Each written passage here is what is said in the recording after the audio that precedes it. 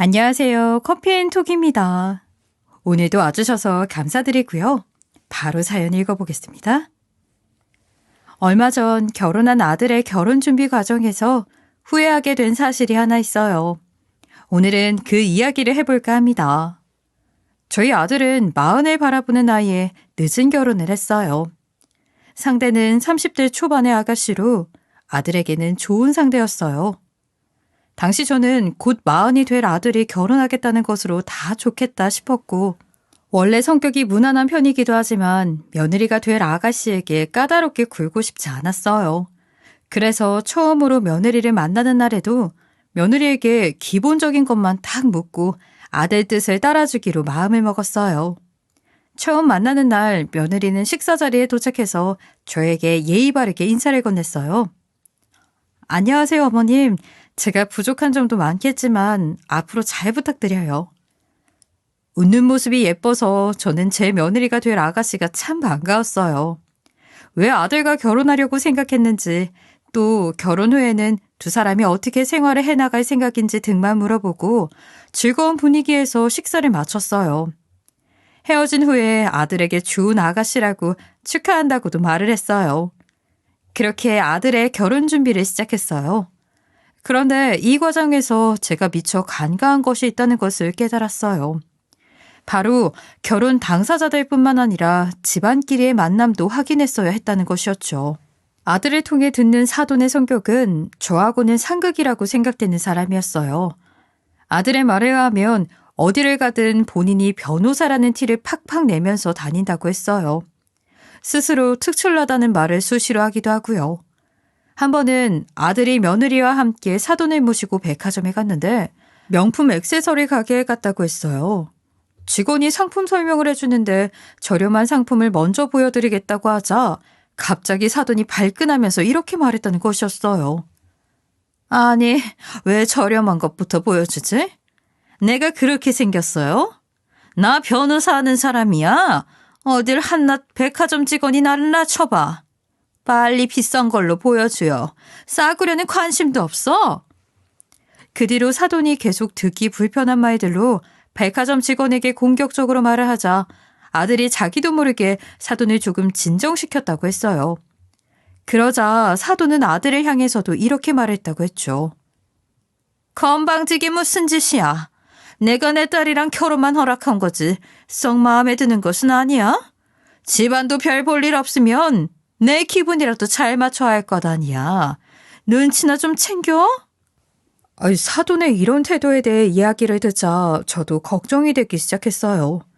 사돈은 자신의 신분이 다르다는 것을 어떤 식으로든 보여주고 싶어하는 사람이라는 것이 역력했어요. 아들이 그런 사돈과 얼굴을 자주 맞대며 살 것을 생각하니 걱정이 안 될 수가 없었죠. 하지만 그래도 아들은 자신이 잘 견뎌낼 수 있다고, 결혼을 두 사람이 하는 것이지 사돈과 하는 것은 아니지 않느냐며 걱정 말라고 했어요. 하지만 이미 결혼 생활을 해본 저는 걱정이 많았죠. 그래도 아들의 혼선을 막을 일은 아니라고 생각이 되어서 상견례를 하기로 했어요. 그런데 첫 번째 상견례 약속은 사돈의 일정 문제로 취소가 되었어요. 상견례 3일 전에 연락을 하는데 그 정도로 급한 일이 있는지 고개가 갸웃거렸지만 그럴 수도 있는 일이라서 알겠다고 했어요. 그리고 두 번째로 잡은 상견례 약속은 한정식 집을 예약했는데 일주일 전에 며느리를 통해 약속을 다시 잡아야 할 것 같다는 연락을 받았어요. 며느리가 사돈이 다른 장소로 잡고 싶어 한다고 말을 하기는 했는데 그런 이유로 두 번이나 상견례를 취소할 일인가 싶기는 했어요. 하지만 이번에도 그럴 수 있다고 넘어가기로 했죠. 상견례를 취소하면서 사돈 쪽에서 저에게 사과 한마디 없는 것이 이상하기는 했지만 다음번에는 할 수 있겠지 하고 세 번째 약속을 잡았어요. 다행히 세 번째 약속은 별탈 없이 당일이 되었어요. 우리 가족 모두 잘 차려입고 상견례 장소를 향했어요. 도착해보니 예쁘게 꾸미고 나온 며느리가 보였어요. 반갑게 인사를 하고 자리에 앉았는데 사돈이 어디 계시냐 물었더니 조금 있으면 도착할 것이라는 것이었어요. 그렇게 담소를 나누며 앉아 있었는데 음식이 나오기 시작했어요. 그런데도 사돈이 보이지 않자 며느리는 안절부절되어 연락을 해보려고 했어요. 그때 마침 사돈에게 전화가 왔고 며느리는 전화를 받으러 나갔죠. 조금 후에 들어온 며느리는 거의 울상이 되어 사돈이 바쁜 일로 상견례 자리에 못 오게 되었다는 소식을 알렸어요. 변호사 일에 급박한 것이 생겼다면서 말이죠. 저는 이쯤 되자 화가 났어요. 사돈은 자신의 사정이 있다는 핑계로 3번이나 약속을 멋대로 취소한 것이라는 생각이 들었죠. 바쁜 티를 내며 일부러 시간을 안 낸다는 느낌밖에 안 들었어요. 게다가 사돈은 약속을 3번째 취소하면서도 미안하다는 말 한마디를 전하지 않았어요. 저 같으면 정중하게 인사라도 전할 텐데 말이에요. 이제는 괘씸하다는 생각만 들었죠. 제가 불편한 기색을 감추지 못하자 앞에 앉은 며느리가 어쩔 줄을 몰라 하며 대신 사과를 했어요. 저는 화가 났지만 눈물을 글썽이며 당혹스러워하는 며느리를 보고 애써 화를 누르기로 했어요. 그래도 정말로 우리 집 사람 되는 것은 며느리인데 예의 없는 사돈이 큰 상관이겠냐고 긍정적으로 생각하기로 했어요. 물론 많이 화가 나기는 했지만 그것은 저 혼자 삭히기로 했어요. 결국 허탈하게 밥만 먹고 다시 집으로 돌아가기 위해 음식점을 나왔죠. 각자 차를 타려고 걸어가는데 며느리에게 누군가 전화가 왔어요. 예비 사돈이었죠. 응, 엄마. 식사 끝났어. 이제 돌아가려고. 왜 안 왔어, 엄마? 너무 죄송하잖아. 나는 어땠겠어? 엄마가 왔어야지. 며느리는 우리 뒤에서 걸으며 사돈에게 대놓고 타박을 했어요. 아마도 우리가 있어서 더 그런 것 같았어요. 그런 며느리의 마음이 느껴져서 다시 한번 화를 삭히자고 생각하고 있었어요. 하지만 조금 뒤 전화기를 통해 사돈이 고래고래 소리를 지르는 것이 들렸어요. 목소리가 어찌나 큰지 앞서 걷는 우리에게도 대충 그 내용이 들리는 것이었어요. 수준이 맞아야지 할 말이 있지. 평생 밥 먹고 소처럼 누워있는 여자랑 내가 무슨 대화를 해? 고등학교는 나왔다니? 네가 엄마는 바쁘다고 그냥 잘 둘러대면 되잖아. 어차피 따로 볼 일도 없으니까 알아서 잘 말해. 그 말을 다 듣고 있자니 어이가 없었어요. 당장 전화기를 뺏어서 따지고 들고 싶었지만 며느리는 제가 그 말을 들은 줄 몰랐기 때문에 그냥 속으로 더 큰 화를 참고 말았어요. 곧 결혼식이고 결국 며느리는 저희 집안 사람이기도 하니 며느리에게 화를 내고 싶지는 않았거든요. 하지만 사돈은 정말 경우가 없고 무례한 사람이었어요. 변호사라고 계속 유세를 부리는데 변호사씩이나 되어서 수준을 따지고 예의도 없는 그 여자가 더 한심한 사람이라고 생각이 되었어요. 그래서 그날은 별말 없이 집으로 돌아가 가족들에게만 볼멘 소리를 했죠. 이제 곧 결혼이라 그 이상 무엇인가를 하지는 않았어요. 하지만 설마 했었는데 사돈과 처음 만나는 자리는 결혼식장이 되고 말았어요. 그런 일이 있었지만 저는 아들의 결혼을 제대로 준비하고 싶었어요. 결혼식 준비에 필요한 것들을 차근차근 준비했어요. 아들과 며느리와 이야기를 나눠서 돈이 아까우니 예물이나 예당 같은 것은 따로 하지 말자고 했어요. 대신 제가 그 돈으로 혼수용 가구를 사주겠다고 했죠. 며느리는 뛸 듯이 기뻐했어요. 그래서 아들과 며느리와 함께 혼수 가구를 파는 매장으로 가서 가구를 골랐어요. 물론 저는 그냥 따라간 곳이었어요. 가구는 직접 사용할 아들과 며느리가 고르는 것이 맞기 때문에 별다른 말을 얹진 않았어요. 그저 행복한 신혼부부가 즐겁게 가구를 고르는 것을 보는 것만으로도 저는 충분히 기뻤거든요. 그렇게 결혼 준비가 끝나고 결혼식 당일이 되었어요. 결혼식장에서 드디어 만난 사돈은 여전히 저희 가족에게 사과 한마디 없더라고요. 적어도 웃는 얼굴로 인사라도 나누자고 생각했는데 사돈이 저를 본체만차 하면서 무시하는 듯 했거든요. 어쩔 수 없이 결혼식 당일이라 정신도 없고 해서 그러려니 하고 지나갔어요. 각자 자기 자리에 앉아서 결혼식을 치르고 신혼부부가 된 아이들이 신혼여행을 떠난 후 각자 집으로 돌아갔어요. 얼마 뒤 아들 부부가 신혼여행에서 돌아온 뒤 저는 아들 부부를 보러 아들네 신혼집에 들렀어요. 그런데 집에 들어선 순간 저도 모르게 얼굴이 굳고 말았죠. 아들과 며느리와 함께 애써서 같이 고른 신혼가구가 집에 하나도 없는 것이었어요. 소파랑 TV 수납장이며 식탁까지 다 어디로 간 것인지 보이지 않았어요. 신혼집은 마치 빈집처럼 횡한 상태였죠. 저는 며느리에게 어떻게 된 일인지 물어보았어요. 예, 우리 같이 고른 가구들 다 어디로 갔니? 배송받았다고 하지 않았어? 네, 어머니. 배송은 받았는데. 며느리가 우물쭈물하는 것을 보고 저는 다른 방에 둔 것인가 싶어서 다른 방에 가보았어요. 알고 보니 창고방에 새로 산 가구들을 다 쌓아둔 것이었어요. 아무리 좋게 보아도 가구를 처박아 놓은 것으로 보였죠. 저는 조금, 아니, 많이 상처를 받았어요.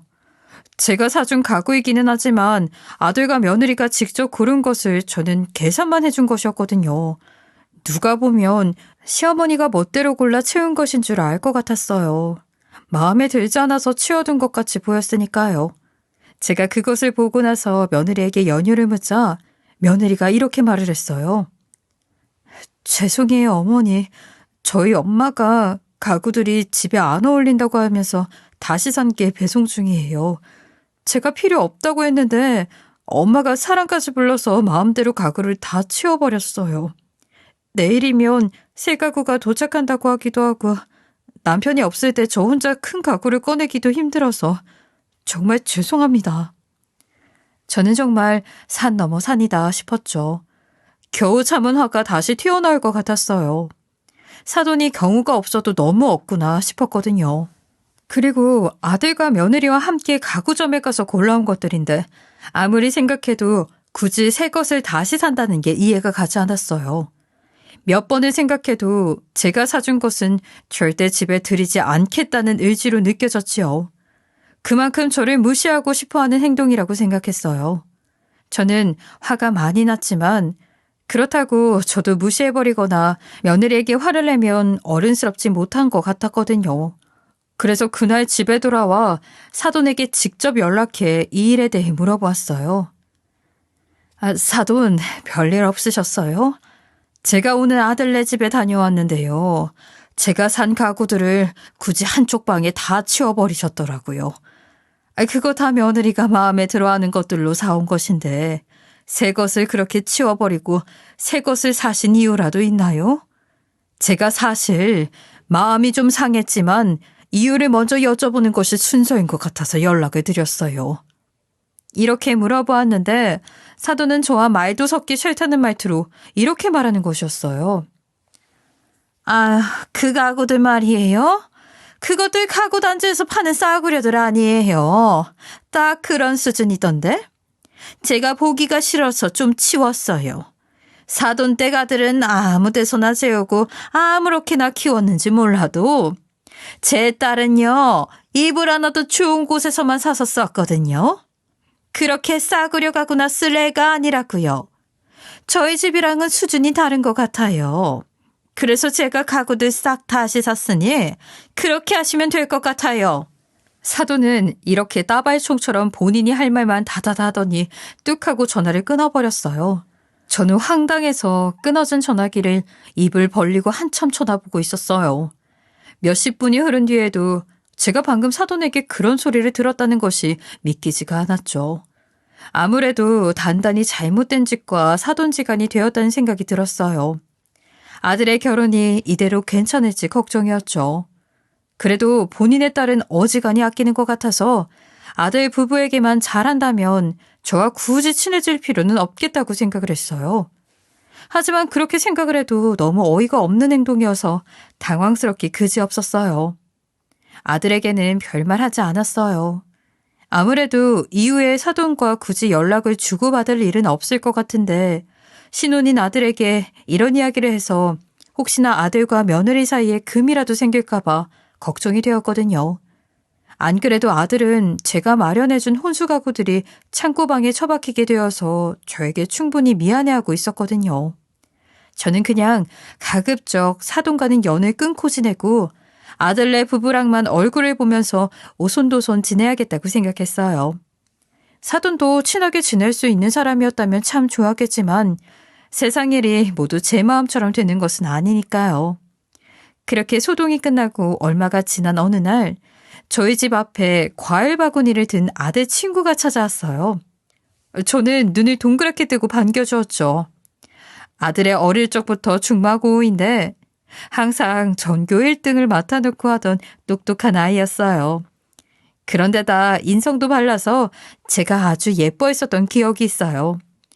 그런데 아들네가 아닌 저희 집에 과일 바구니를 들고 찾아왔으니 무슨 일인지 궁금했죠. 집 거실에 과일을 깎아 가져다 놓고 앉아서 아들의 친구와 이야기를 나누었어요. 아들 친구는 저와 인사를 나누고 이야기를 나누다가 씁쓸한 표정을 지으면서 결혼식에 못 와서 죄송하다고 말하는 것이었어요. 아들과 둘도 없는 친구가 결혼식에 오지 않았다는 것이 저도 조금 이상하게 생각이 되었어요. 하지만 대뜸 왜 못 왔냐고 물어보면 더 미안해할까봐 일단 괜찮다고 바쁘면 그럴 수 있으니 신경 쓰지 말라고 하고 넘어갔어요. 여기까지 찾아온 애를 밥이라도 먹이고 보내야겠다는 생각에 식사를 같이 하자고 제안했어요. 제가 식사를 대접하고 싶다고 하자 아들의 친구는 감사하다고 인사를 했어요. 식사를 차리면서 이야기를 더 나누어 보니 아들의 친구는 얼마 전에 검사가 되었다고 하더라고요.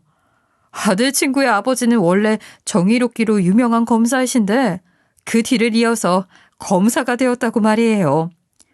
공부를 잘하는 줄은 알았지만 검사까지 되었다고 하니 정말 기쁜 일이었어요. 제가 축하를 하자 아들의 친구는 겸연쩍게 웃으면서 검사가 되고도 별것 아니라는 듯이 쑥스러워했어요. 그 모습이 여전히 어릴 적 모습 그대로여서 반가웠지요. 그렇게 둘이 앉아서 식사를 하는데 이렇게 바른 아이가 용건도 없이 저희 집에 놀러 왔을 것 같지는 않았고 정말 죄송해서 인사를 하러 왔다는 생각이 들었죠. 그런데 아무리 생각해도 아들이 아닌 저를 찾아 죄송하다고 하는 것이 이상했어요. 그래서 제가 조심스럽게 물어보았죠. 결혼식은 왜 못 온 거야? 무슨 사정이라도 있었어? 제가 이렇게 물어보자 아들 친구는 망설이더니 이런 이야기를 해줬어요. 그 이야기는 제 얼굴이 뜨거워질 정도로 부끄러운 이야기였죠. 결혼식 때 친구네 장모님이 하객들의 직업까지 다 써서 내라고 했다고 하더라고요. 그때는 제가 말로만 검사 준비 중이었지 시험에 합격하기 전이라서 사실상 백수였거든요. 친구가 결혼하는데 제일 친한 친구가 백수라고 하면 혹시 밉보일까 싶어서 민폐가 되지 않으려고 안 갔어요. 그 뒤에 결혼식에 못 간 것을 사과하려고 연락을 했는데 전화를 받지 않더라고요. 혹시 제 번호를 차단한 것일까 싶어 괜히 소심해져서 일단 어머님께라도 죄송하다는 말씀을 드리려고 찾아온 거예요. 저는 이 이야기를 듣고 말문이 막혔어요. 사돈이 아들에게 그런 어처구니 없는 요구를 한 것도 몰랐거니와 내 아들이 사돈 짓에 장단을 맞춰주느라 가장 친한 친구마저 차단해버린 건가 복잡했어요. 당황해서 말이 안 나올 정도였죠. 하지만 저에게라도 사과하고 싶어서 여기까지 찾아온 아들 친구에게 미안하다고 얘기하는 것이 순서라고 생각했어요. 미안해. 그런 일이 있었는 줄은 몰랐어. 사실 나도 사돈이랑은 연락을 끊고 살고 있단다. 나에 대해서 모욕적인 말을 함부로 내뱉고 자기 마음대로만 하려는 사람이더구나. 상견례 약속도 3번이나 취소해서 결혼식장에서야 겨우 얼굴을 보았는데 내가 집에서 살림을 한다고 어찌나 무시를 하던지. 내가 마련해준 혼수가구는 아들네 창고에 처박혀 있어. 내가 사준 건 싸구려 같아 보인다고 쓰지 말라고 했대. 예의 없는 사돈 때문에 나도 별일을 다 겪었지 뭐니. 어쨌든 결과적으로 네 마음을 아프게 했으니 내가 정말 미안하구나. 대신해서 진심으로 사과할게. 게다가 내 아들이 그런 사돈의 행동에 장단을 맞추고 있는지 꿈에도 몰랐다. 아들은 내가 따끔하게 혼낼게. 그리고 아들의 행동에 대해서도 내가 사과를 할게. 그러니 마음 풀고 갔으면 좋겠어. 저는 그렇게 아들 친구의 등을 다독였어요.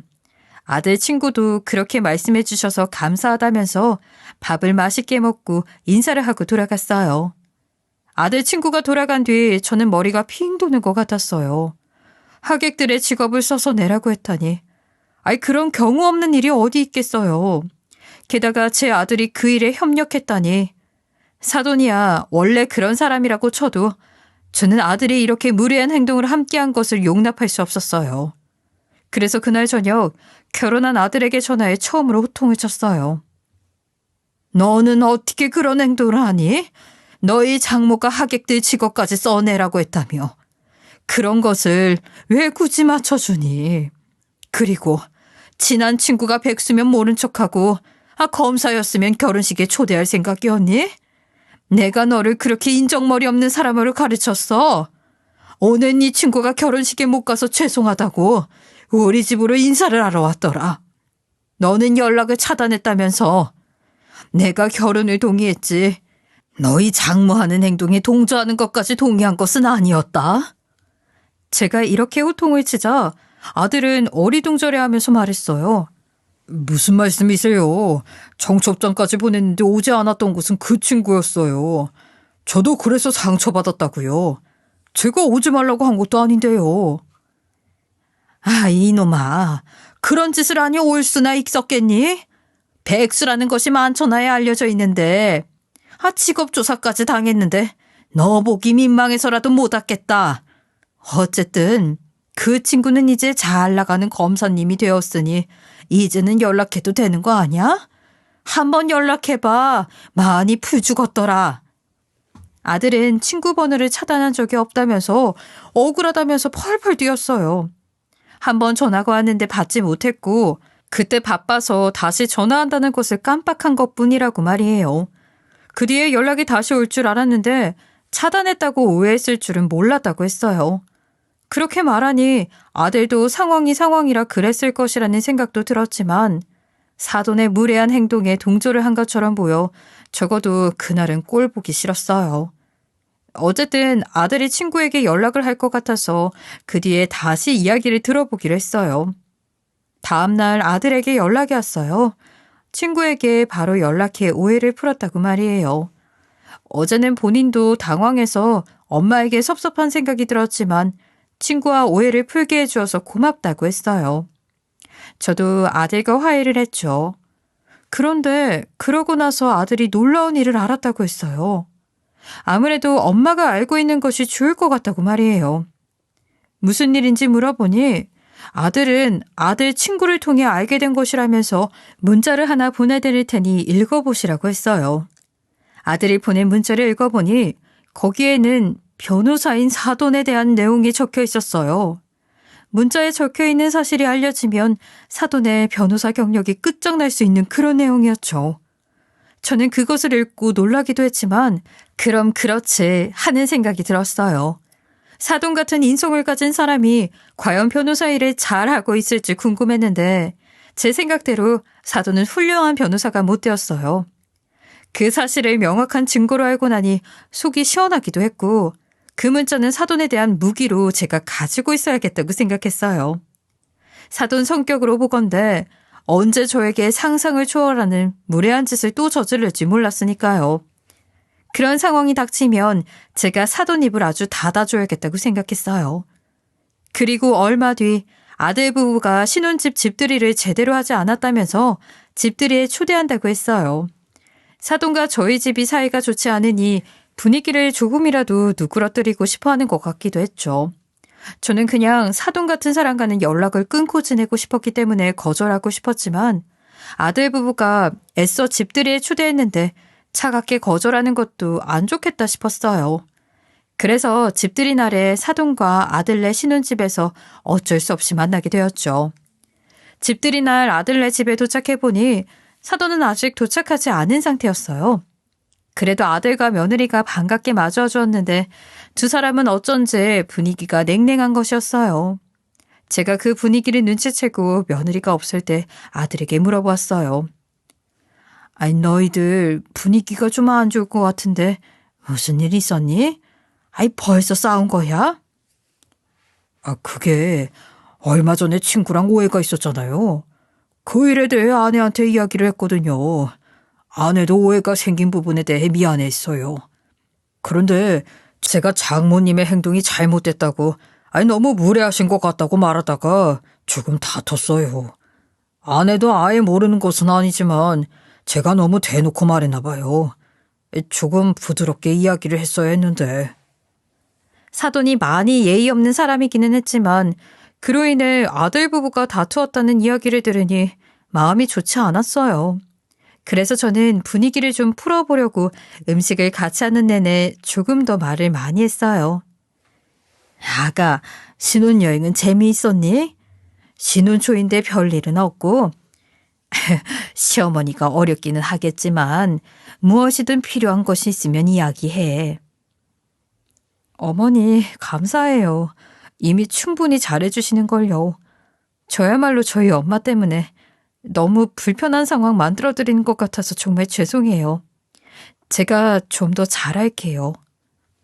그렇게 말하면서 웃는 며느리를 보니 가급적이면 사돈과 척지지 않고 지내고 싶었어요.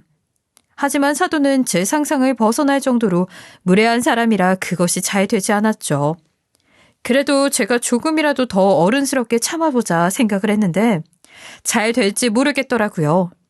그래서 오늘은 사돈이 크게 문제되는 행동을 하지 않고 넘어가 주기를 바랐어요. 그러고 있는데 사돈이 도착했어요. 사돈은 집에 들어오자마자 본인 딸을 찾더니 저를 보고는 떨떠름한 표정으로 가볍게 인사를 했어요. 저한테는 떨떠름하더라도 나름 사돈지간에 제가 음식을 하고 있으니 금방 손을 씻고 와서 도와줄 줄 알았죠. 그런데 사돈은 거실에 있는 소파에 가서 앉는 것이었어요. 음식을 하는 것을 도울 생각은 조금도 없어 보였죠. 그래서 저는 그냥 하고 있던 대로 며느리와 함께 계속 음식을 만들었어요. 사돈의 그런 행동이 또 어이가 없었지만 말을 얹어봤자 싸우기만 할 거라고 생각했어요. 제가 일부러 며느리에게 이야기를 많이 하자 소파에 앉아있던 사돈이 갑자기 성질을 부리며 가방에서 귀마개를 찾아서는 귀에 꽂는 것이었어요. 그러더니 이렇게 말을 했어요. 다 되면 밥은 거실로 갖다 줘. 나는 여기서 먹을 거야. 참나, 누구랑 겸상하지?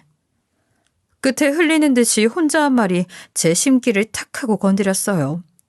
겸상하기 싫다니 아무리 그래도 사돈지간에 예의가 없어도 너무 없다는 생각이 들었죠. 그간 참고 넘어간 것은 저인데 마치 자신이 잘하고 있는 것 마냥 저런 태도를 유지하는 것이 정말 어이가 없었어요. 저도 참을 대로 참았죠. 오늘만은 좀 조용히 넘어가 주었으면 했는데 그런 말을 하는 것을 들으니 화가 폭발할 것 같았어요. 저는 참아보려고 했지만 속이 부글부글 끓어서 견딜 수 없었죠. 그리고 가만히 생각해보니 제가 이렇게까지 참아야 될 이유도 없다고 생각이 들었어요. 그래서 예의상 견뎌주고 넘어가주는 것도 오늘까지다 하고 마음을 먹었어요. 폭탄을 터트릴 때가 된 것이었죠.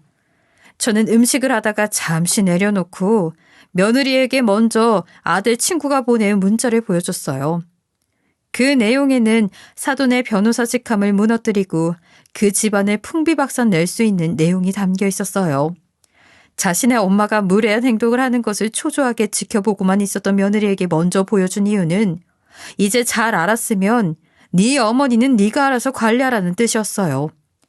며느리는 그 문자의 내용을 보더니 손을 벌벌 떨기 시작했어요. 그러더니 저에게 핸드폰을 다시 건네주고 거실로 걸어가서 사돈을 일으켜 부엌으로 떠밀기 시작했어요. 엄마, 그러고 있지만 말고 엄마도 같이 해. 다 같이 음식하고 있는 거 안 보여? 같이 음식을 하자는 며느리의 성화에 못 이긴 듯 사돈은 결국 주방으로 걸음을 했어요. 저는 아까부터 화장실에 다녀오고 싶었기 때문에 잘 되었다고 생각하고 주방으로 온 사돈에게 국자를 받아달라고 내밀었죠. 국을 다 끓였으니 국을 떠달라는 말이었어요. 그런데 제가 국자를 내밀자 사돈은 저를 보더니 어이가 없다는 듯이 코웃음을 여러 번 쳐대면서 몇 번이고 이렇게 되묻는 것이었어요. 나요? 나한테 이걸 받으라고? 미쳤나 봐. 내가 아랫사람도 아니고 어디다 대고 이걸 받으라고 해. 내가 부엌대기처럼 음식이나 할 사람으로 보여? 나 당신하고 겸상도 못해서 따로 앉아서 먹는다고 하잖아. 안 보여? 이렇게 음식하라고 시킬 거면 먹지 마 그냥.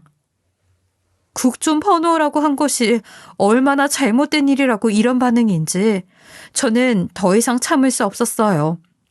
저는 국자를 싱크대에 집어 던지고 이렇게 말했어요. 정말이지 작작 좀 해요.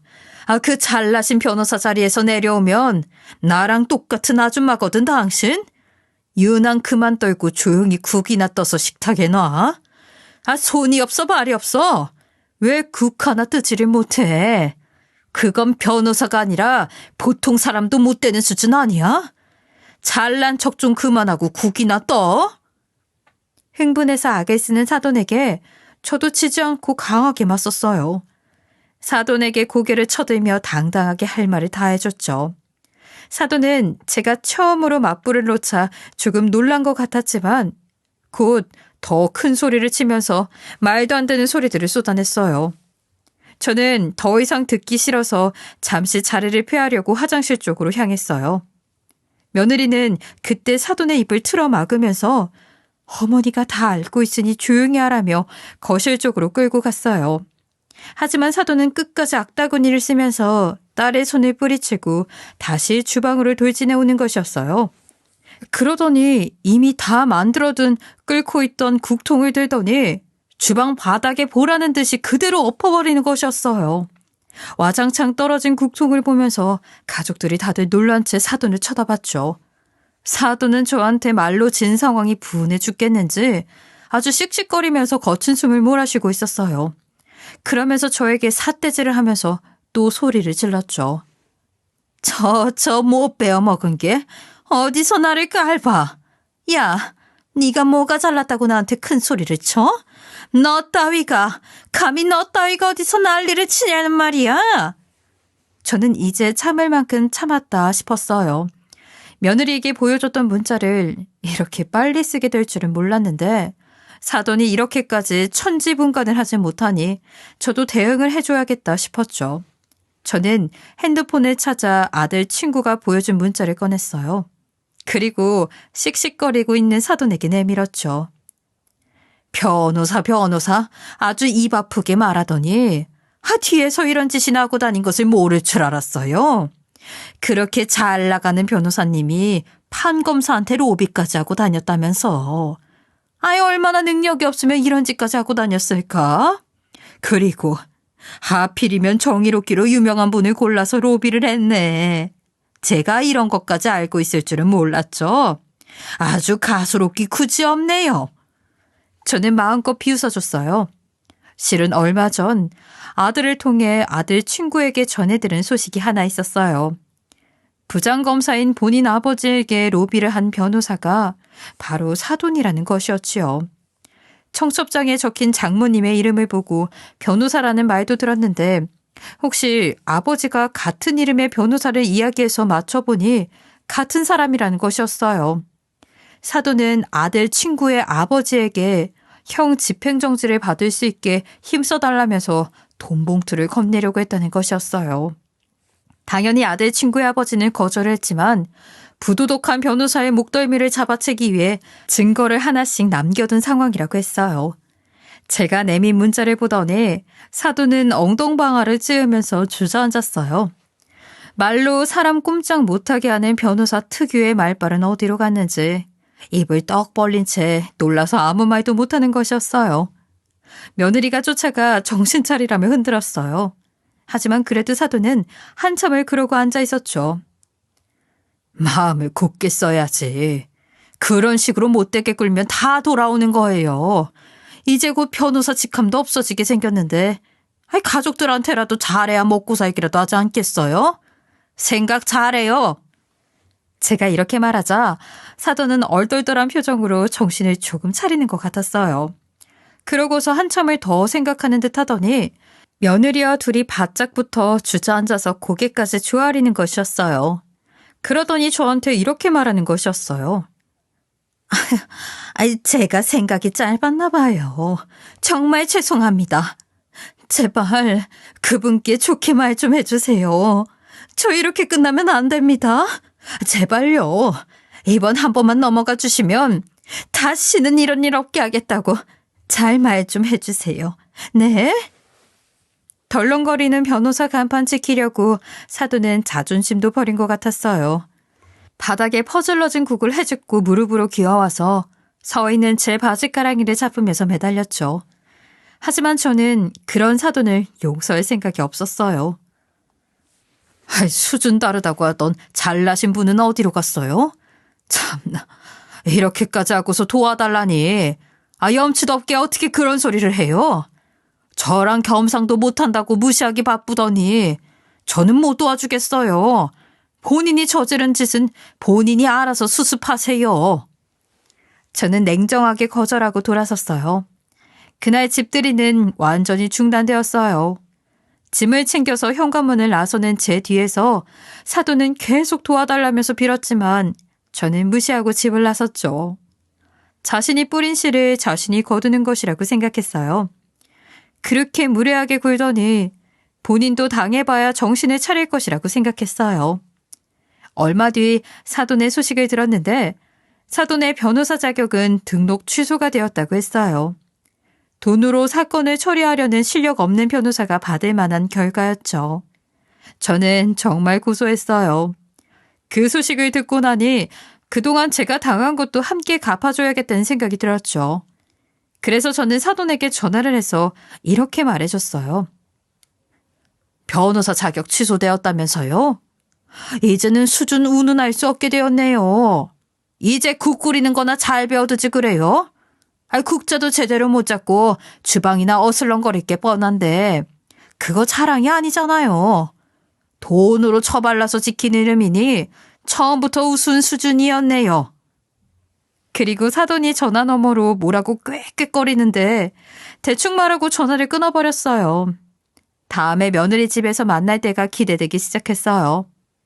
이제 변호사 직함도 없고 떵떵거릴 수도 없으니 꼼짝없이 음식을 해야 할 텐데 얼마나 형편없는 실력일지 보지 않아도 알 것 같았거든요. 이젠 그 폐악스러운 성질머리를 부리지 못할 것이라고 생각하니 속이 다 시원했어요. 사돈의 그런 모습을 보고 나니 우리 애들 내 손으로 밥해 먹이고 잘 키운 엄마인 게 훨씬 자랑스러운 일이라는 생각이 들었어요. 적어도 사돈 같은 행동으로 자식들에게 안 좋은 모습을 보이지는 않았으니까요. 아들이 며느리와 부부로서 함께 사는 한 사돈과 계속 얼굴을 보지 않고 살 수는 없을 거예요. 아들 며느리가 아이를 낳으면 태어날 때도 볼 것이고 돌 때도 볼 것이며 누군가의 결혼식, 장례식 때도 보겠죠. 하지만 그건 그때 가서 생각하고 지금은 굳이 가깝게 지내지 않으려고 합니다. 언젠가 사돈이 반성을 하고 정신을 차린다면 그때 가서 생각해 보려고요. 제 이야기를 보내기 며칠 전 사돈에게 문자가 한 통 왔는데 너무 웃긴 문자를 받아서 이 문자 내용만 이야기 드리고 제 이야기를 마칠게요. 제가 아들 며느리 집에 반찬이며 국을 끓여다 갖다 줬는데 제가 한 음식들이 다 맛있다고 음식하는 법 좀 알려달라고 하더라고요. 이제 진짜 가정주부가 되어서 집안일을 해야 되는데 60이 넘어 계란 후라이 하나 못하는 바람에 지금 바깥 사돈에게 쫓겨나기 일보 직전이라고요. 그 문자를 보고 속으로 자랑이다 싶었네요. 아직까지 답장은 보내지 않고 있어요. 60이 넘어서야 본인이 그동안 얼마나 별 볼 일 없이 살았는지 느꼈으면 하네요. 요즘은 100세 시대라고 하는데 저는 사돈처럼 남은 인생을 저렇게 살지 않으려고 합니다. 제 웃지 못할 이야기 들어주셔서 감사하고요. 저와 같은 시니어분들 모두 화이팅입니다. 지금까지 커피앤톡이었습니다. 오늘도 끝까지 함께 해주셔서 감사하고요. 다음 영상으로 또 찾아뵙겠습니다.